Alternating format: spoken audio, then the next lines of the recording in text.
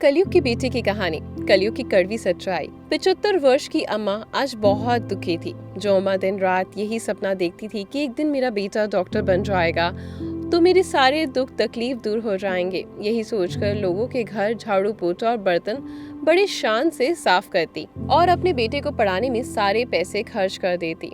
उनके पास जो भी थोड़ी बहुत सी जमीन थी वो भी उन्होंने बेचकर अपने बेटे को पढ़ाने में लगा दी। उनका बेटा आज डॉक्टर बन चुका है, लेकिन वही बेटा उनका सुध नहीं ले रहा था। उनका बेटा डॉक्टर बनने के बाद अपनी माँ को भूल ही गया था। शहर की हवा लग गई थी। एक दिन वह बहुत बीमार पड़ गई। गांव के लोगों ने कहा, अम्मा तुम यहाँ अकेली कब तक पड़ी रहोगी? तुम्हारा यहाँ कोई भी नहीं। इससे अच्छा होगा कि तुम शहर अपने बेटे के पास जाओ। तुम्हारा बेटा शहर का सबसे बड़ा डॉक्टर है। इसके इलाज से तुम स्वस्थ हो जाओगी। अम्मा आंखों में आंसू लिए बोली, मेरा बेटा शहर में कहाँ रहता है? मुझे एड्रेस नहीं पता। इतने बड़े शहर में मैं अपने बेटे को कैसे खोजूंगी? गांव के लोगों ने कहा, तुम्हारा बेटा शहर का नामी डॉक्टर है। किसी से भी पता पूछोगी वह तुम्हारे बेटे तक पहुंचा देगा।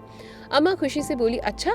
फिर उदास हो गई, लेकिन मेरे पास शहर जाने के लिए पैसे नहीं है। सभी गांव के लोग सोचने लगे कि भगवान, अम्मा कितना मेहनत करके बेचारे अपने बेटे को पढ़ाई लिखाई करवाई, लेकिन आज उनके बेटे ने उन्हें ही लाचार बना दिया।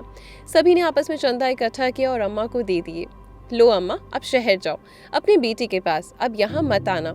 अब बाकी की जिंदगी सुख से अपने बेटे के साथ बिताना। अम्मा एक फटी पुरानी साड़ी पहने हुए और हाथ में एक गठरी लिए शहर चल पड़ी। जैसे वे रेलवे स्टेशन से उतरी, उन्होंने चारों तरफ नजर दौड़ाई। मन ही मन सोच रही थी कि किससे पूछूं। उनको हिम्मत करके रिक्शे वाले से पूछा, बेटा क्या इस डॉक्टर को जानते हो? रिक्शे वाले ने हंसकर बोला, अरे बूढ़ी अम्मा, इनको कौन नहीं जानता? ये तो शहर के बहुत बड़े डॉक्टर हैं। अम्मा बोली, बहुत बड़ा डॉक्टर? अम्मा की छाती गर्व से फूल गई। अम्मा बोली, मुझे इस डॉक्टर के पास पहुंचा दो। चलो अम्मा। रिक्शा पर बिठाकर उनको अपने बेटे के पास छोड़ दिया। अम्मा ने पोटली से वही चंदा वाली पुरानी नोट निकालकर रिक्शे वाले को दी। रिक्शे वाले ने लेने से मना कर दिया। नहीं अम्मा, मैं नहीं लूंगा। एक दिन हमें भी पुण्य का काम करने दीजिए। तभी अम्मा बोली, बेटा मेरे पास किसी चीज की कमी नहीं है। मेरा बेटा इतना बड़ा डॉक्टर है। देख बेटा, इतनी बड़ी कोठी मेरी है। अम्मा की आंखें फटी की फटी रह गई। रिक्शा वाला चला गया। अम्मा बेल बजाई। उनका बेटा दरवाजा खोला और बोला, माँ तुम यहाँ और फटे पुराने कपड़ों में? अम्मा महल जैसी कोठी को देखने लगी। तभी बेटा बोला, देख माँ, इतनी बड़ी कोठी बना ली मैंने। कितना बड़ा अस्पताल है मेरा। माँ की सीना खुशी से गदगद हो गया। उसने अब कहा, बेटा आज मैं धन्य हो गई। तूने मेरी मेहनत सफल बना दी। आज मैं सब भूल गई कि मैं दूसरों के घर झाड़ू पोछा करती थी, दूसरों के यहाँ झूठे बर्तन धोती थी। अब दोनों माँ बेटा की बातें हो रही थी कि अंदर से एक डॉक्टर और निकली। अम्मा बड़ी उत्सुकता से पूछा, ये कौन है? माँ, ये तुम्हारी बहू है। हम दोनों एक ही कॉलेज में पढ़ते थे।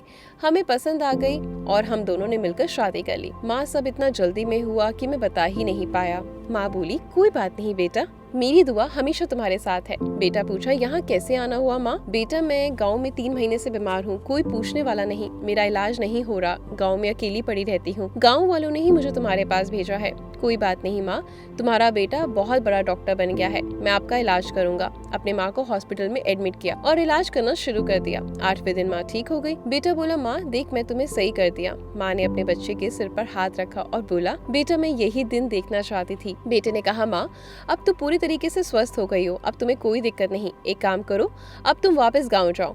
माँ ने बोला, वापस चली जाऊं? ये क्या बोल रहे हो बेटा? फिर बेटे ने बोला, ये शहर का मामला है माँ, यहाँ हम दोनों व्यस्त रहते हैं। तेरी बहू भी एक डॉक्टर है जिसके पास टाइम नहीं रहता कि वो तुम्हारे पास बैठकर तुम्हारी सेवा करेगी। यहाँ तुम्हारा मन भी नहीं लगेगा। गाँव में तुम्हारे जानने वाले हैं, वहीं तुम्हारा मन लगेगा। इसलिए अब गाँव जाओ और अगर इस बार बीमार पड़ो तो सीधा मेरे पास आ जाना। मैं तुम्हें फिर से ठीक कर दूंगा। इतना सुनते ही अम्मा का शरीर ठंडा पड़ गया। वो तो ये सोचकर आई थी कि अब बाकी की जिंदगी इस कोठी में बिताऊंगी, अपने बेटे के साथ सुखी से जीऊंगी। माँ बिना कुछ बोले जाने लगी। थोड़ी देर रुको माँ। बेटे ने अपने कोट की जेब में हाथ डाला। अम्मा सोच रही थी कि कहीं कुछ पैसा देगा। बेटे ने कागज का टुकड़ा निकाला। बोला, माँ ये डॉक्टर का बिल है। आपको 7 दिनों तक दूध पिलाया और ये दवाई का बिल। जाने से पहले ये बिल तो चुका दो। अम्मा एक हाथ में कागज का टुकड़ा देखती है और दूसरी तरफ सामने खड़ा दिल का टुकड़ा देखती है। वो सोचती है कि गांव वालों ने ये दिन दिखाने से पहले मुझे वहीं मार देना चाहिए था। वे सोचती है क्या इस कलयुग में ऐसा हो सकता है कि बेटा दवाई का बिल मांगेगा और दूध का हिसाब भी मांगेगा। ये सोच अम्मा की आंखें पथरा गई। उनकी इतना दर्द तो जन्म देने के समय भी नहीं हुआ था जितना आज हो रहा था। कुछ देर तो उन्होंने अपने आप को संभालने में लगा दिया। झरझर आंसू बहने लगे, लेकिन अम्मा ने ढास बांधी और बोली, जो माँ तुम्हें पढ़ा लिखा कर डॉक्टर बना सकती है, वे इतनी ताकत तो रखती है कि तुम्हारा बिल भी चुका सकती है। बस बेटा कुछ दिन का मौका दे दो, मेहनत मजदूरी करके तुम्हारा बिल चुका दूंगी। तब तक मेरी सांसें भी नहीं रुकेंगी। मैं तेरी माँ हूँ, तूने बिल मांगा है तो तुझे जरूर चुकाऊंगी।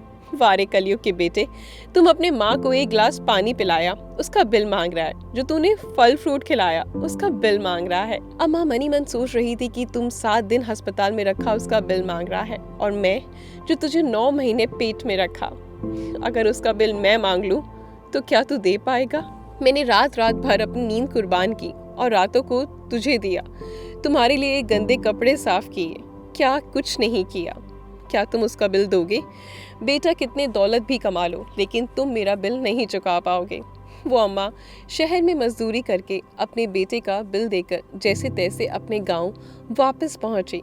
गांव वाले पूछने लगे, अम्मा क्यों आ गई यहाँ, क्या हो गया?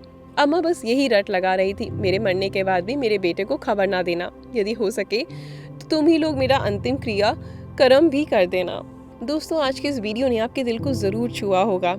हम इंसान कभी कितना गिर जाते हैं ना, सारे रिश्ते नाते पैसों के आगे तोल देते हैं, लेकिन ये नहीं पता कि कर्मा लौट कर आता है। जो आज कर रहे हैं ना, वो खुद भी एक दिन भुगतेंगे। तो जिसने तुम्हें पैदा किया ना, उनकी कदर करो, नहीं तो भगवान तुम्हारी कदर कभी नहीं करेगा। बस कभी किसी की आंख में आंसू मत लेकर आना। हमेशा हंसते रहें, दूसरों को भी हंसाते रहें। और ऐसी अगर हमारी वीडियोस पसंद आती हैं तो कमेंट करके जरूर बताएं कि कैसी लगती है, और लाइक और शेयर जरूर करें। धन्यवाद।